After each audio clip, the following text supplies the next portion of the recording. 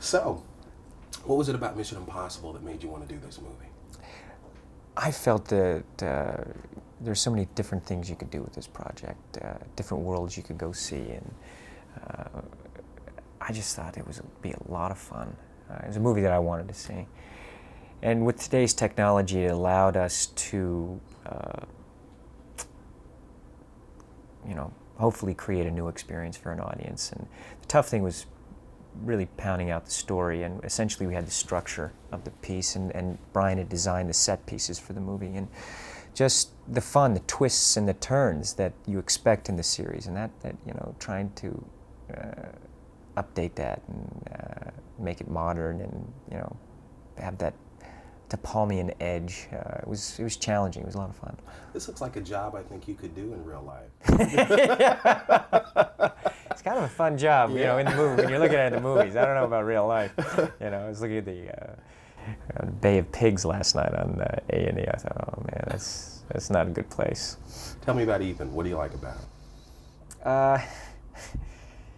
Well, he is a guy who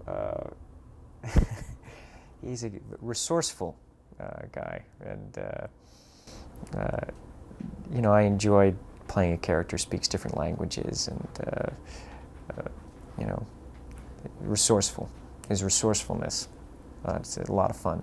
Makeup's real good in this movie too. Yeah, I'm glad you like it. Yeah. A lot of hours in that chair going through that stuff. So this is your first time out as a producer. The theater gets dark. Here it comes on the screen. Now, do you see it differently? Do you think, God, I could have done that scene cheaper? It took us 2 days to get that scene. What goes through your head as a producer as opposed to just being the actor? What's nerve-wracking enough is the actor. I think as a producer, you're going through and thinking, God,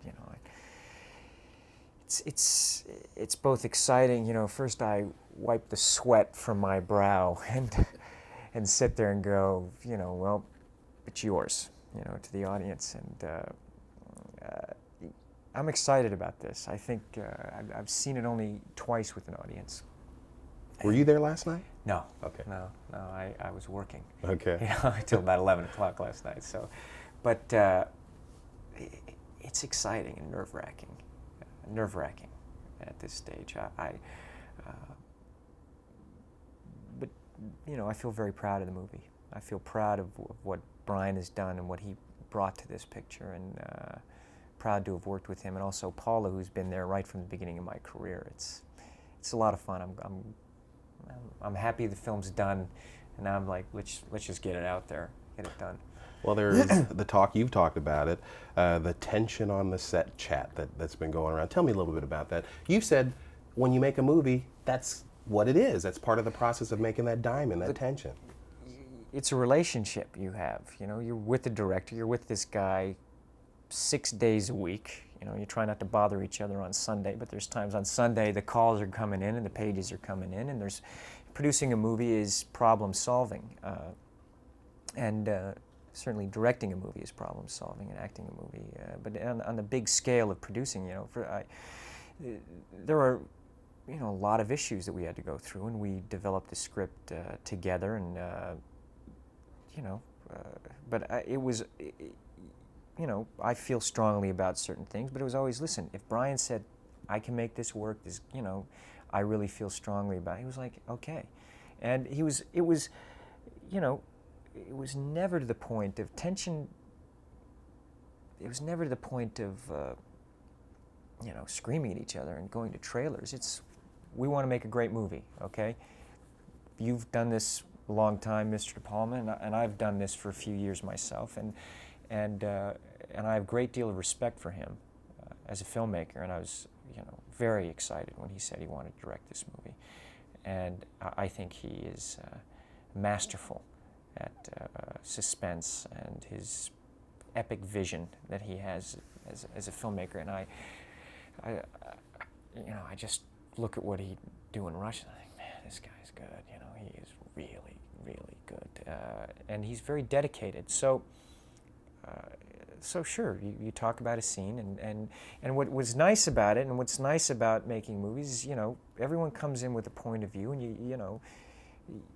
you're striving to make it better. It's not about I'm right and you're wrong for me. It's about let's make this scene the best scene we can make it. Let's make this movie the best movie we can make it. And when you're at that point, it's not about egos. It's about let's make this movie great. And you know, and he's a director, and so that's what it was like. Yeah, there's times tension, but we were on the same ship, you know, sailing the same direction. But I think it helped make the picture a better movie, and that's the goal. It's you know, what's discouraging to me when reports get out that, you know, I mean, there's so much in today. It's just so much churning. You know, I mean, some of these, you know, people sit in a room and say, okay, let's, you know, someone calls up, who is this person? Oh, that's our source. Let's go and let's run with it. Let's twist it this way and make it that way. And you know, that you know, it was not true. But tell me about the stunts. I'm sitting out there watching this wall of water come blowing out of this restaurant. oh man.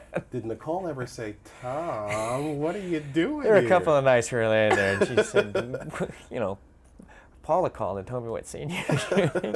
Are you okay?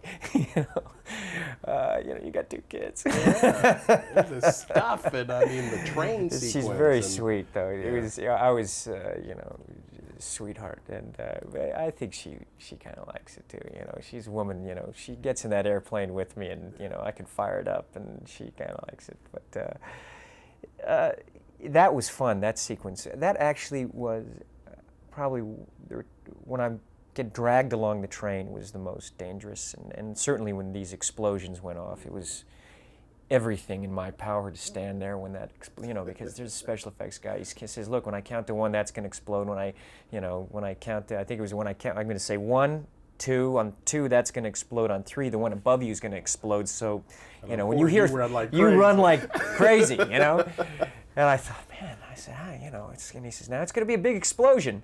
I'm thinking, you know, how am I going to stand here for this first, you know, when you hear an explosion, it's every, you know, all your, you know, muscles are going, you know, let's go. So, but we got it in 1. You know, I didn't want to have to reshoot it. That's not what you want to go back to. I'm looking over at Brian going, look at this, man. You know? But it was fun, though. It was fun.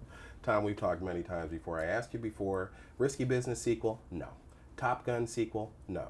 At the end of this movie, there's a little window of opportunity. Might this become a franchise? Because there are more stories to tell.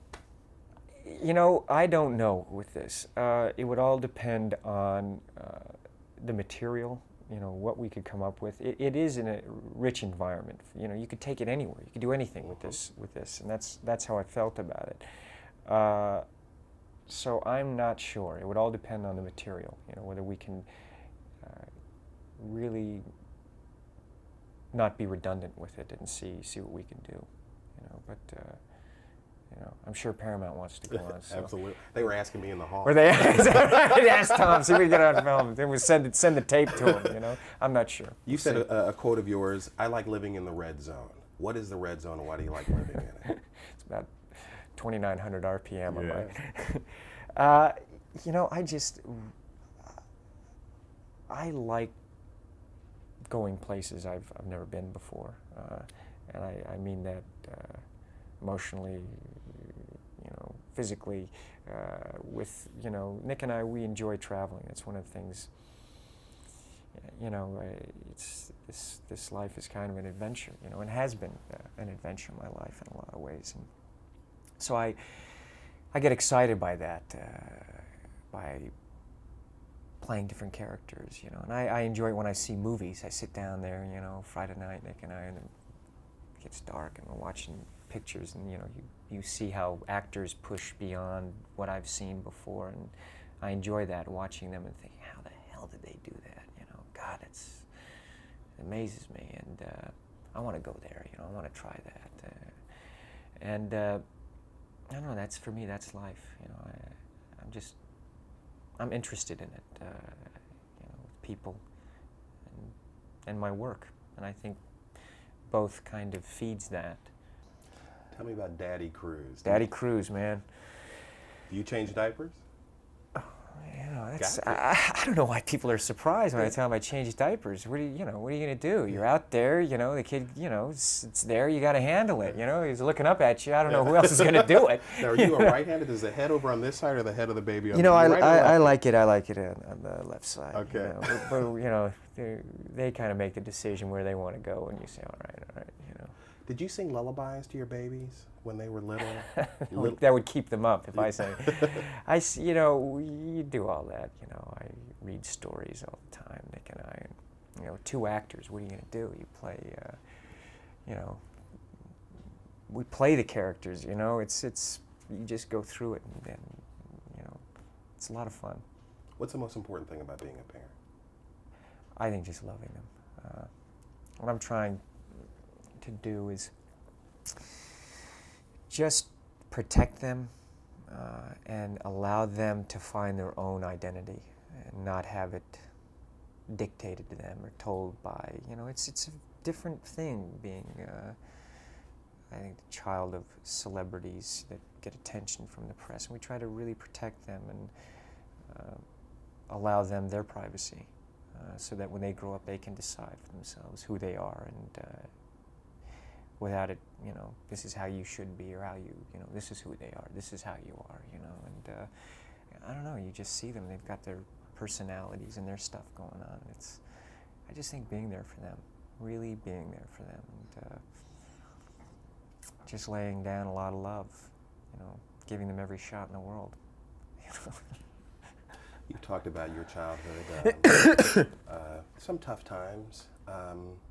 Did that make you more determined to be a better pop as now that you are a dad?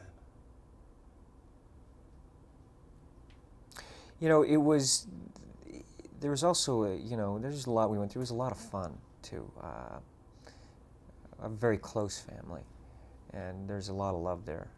And so I think I had that foundation there also, you know, with, but I don't, you know, there's things that, there's things I hope I do as well. And Nick has a very close family and very close with their parents. So, and but I just, you know, I just want to, you know, just allow them to be themselves. I think, you know, we'll see in about 20 years how it goes.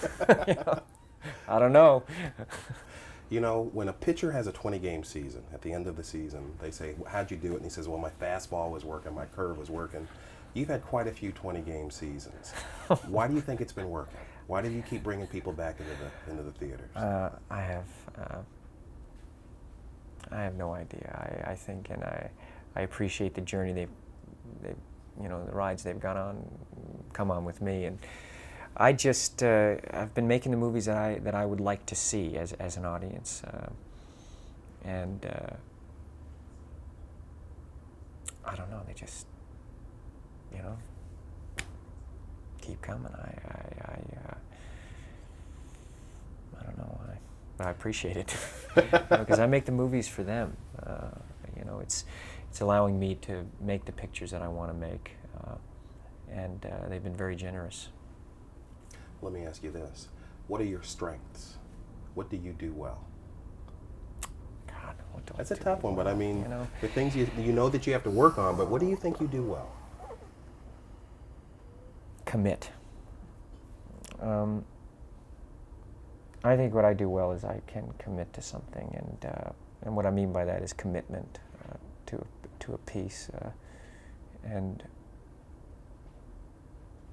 I think I can't help it. I get interested in something, and I just want to know everything about it. And I think at the you know, and it's not an effort thing. I enjoy what I do. I really am lucky because I have something that I enjoy doing. It's never left me. That when I'm working on a scene and, you know, you're working with this actor and suddenly you just see them do something that, you know, that you've never seen, and you know, I don't know, you're off camera and you're, you know what I mean, it's like you're there and you see all that stuff happen. And the director comes in and it's more than what he thought the scene was going to be. It's a gratifying feeling to be able to be creative in that way, and so I think maybe I don't take anything for granted in that area, and I think maybe that's one of the things I do well.